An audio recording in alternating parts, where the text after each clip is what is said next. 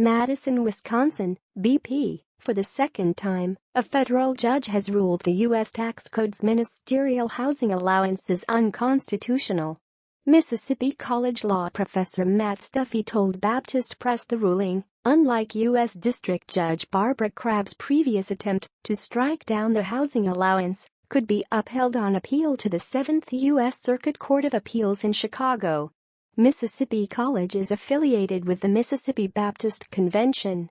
The judge appears bound by existing law to decide the case this way, Steffey said. The way the U.S. Supreme Court has interpreted the Establishment Clause to forbid preference of religion over non-religion dictates to a lower court, which must follow the existing Supreme Court precedent to arrive at this decision. Crabb's October 6 ruling eventually could be overturned by the U.S. Supreme Court if a majority of its justices are willing to change the High Court's long-standing interpretation of the Establishment Clause, Steffey said, which is possible. Codified as part of a 1954 law, the ministerial housing allowance permits ministers of the gospel to exclude for federal income tax purposes a portion or all of their gross income as a housing allowance. The Internal Revenue Service has interpreted the law broadly to include religious workers of various faiths as ministers of the gospel. The benefit saves ministers an estimated $800 million annually, according to Christianity Today. Crabb, an appointee of President Carter who ruled the National Day of Prayer unconstitutional in 2010, said the ministerial housing allowance violates the Constitution's Establishment Clause, which bans government-established religion, because it does not have a secular purpose or effect, and because a reasonable observer would view the statute as an endorsement of religion.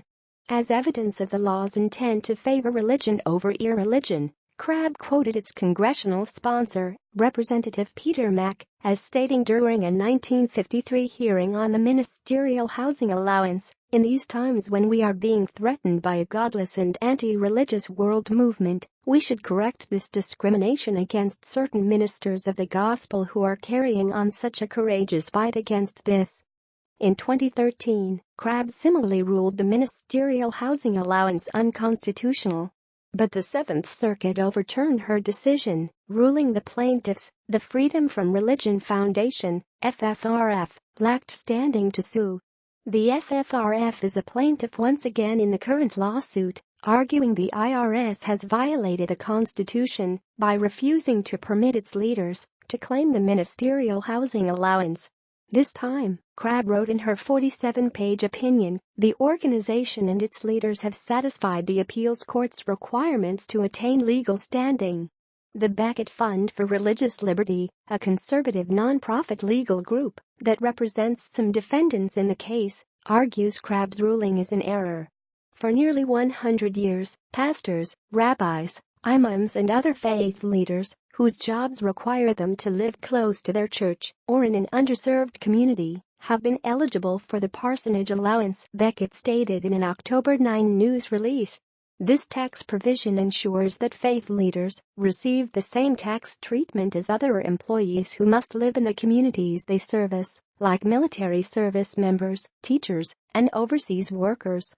Guidestone Financial Resources President O.S. Hawkins said in a news release, "We have monitored this case and its predecessor cases closely, and will seek as part of a long-standing coalition of ministerial benefit boards to file a friend-of-court brief on appeal at the appropriate time."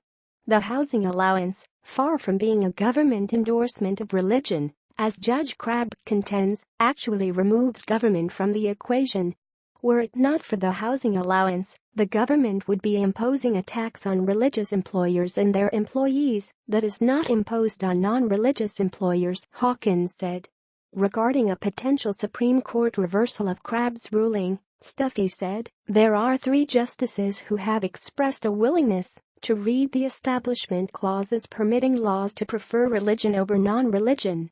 Associate Justice Neil Gorsuch has not been on the bench long enough to reveal his view on the issue, though it is possible he could side with housing allowance proponents, Steffey said.